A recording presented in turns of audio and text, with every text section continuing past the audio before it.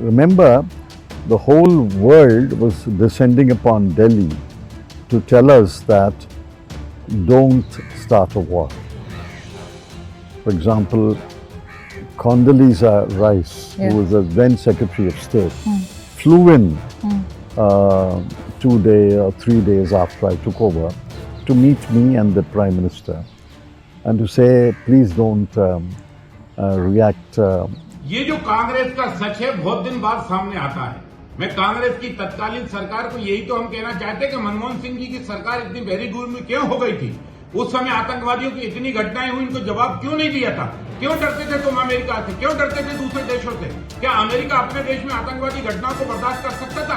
अगर अमेरिका अपने देश में आतंकवादी घटना बर्दाश्त नहीं कर सकता तो हिंदुस्तान अपने देश में आतंकवादी घटना कैसे बर्दाश्त कर सकता है? और इसलिए अमेरिका का और पाकिस्तान का मुंहतोड़ जवाब भारत को देना चाहिए था। पी चिदम्बरम जी और सोनिया गांधी की मंडली ने पाप किया है। हिंदुस्तान से माफी मांगनी चाहिए आपको, देश से माफी मांगनी चाहिए आपको, क्योंकि आपने आतंकवादियों को आश्रय देने की कोशिश की, जबकि मुंहतोड़ जवाब देना चाहिए था। आज हम डंके की चोट पे कह सकते हैं कि भारत में ऐसी सेना तैयार है, भारत के ऐसे कठोर प्रधानमंत्री नरेंद्र मोदी जी तैयार है।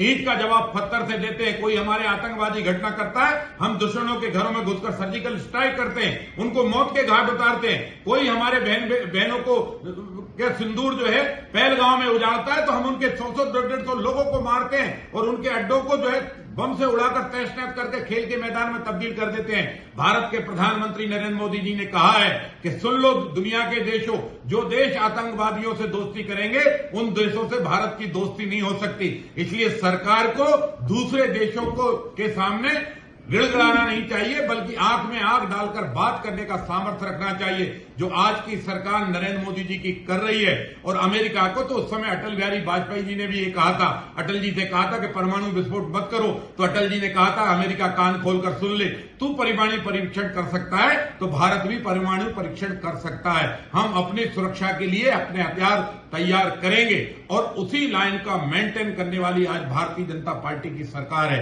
नरेंद्र मोदी जी की सरकार, जो आतंकवादियों से को मुंहतोड़ जवाब दे रही है, आतंकवादियों को उनके घर में घुसकर मार रही है। और पी चिदम्बरम जी, सोनिया गांधी जी और कांग्रेस के जो मंत्रिमंडल के उस समय के सदस्य हों, पूरे देश से आपको माफी मांगना चाहिए, क्योंकि आपके कारण देश ने लगातार आतंकवाद भोगा है।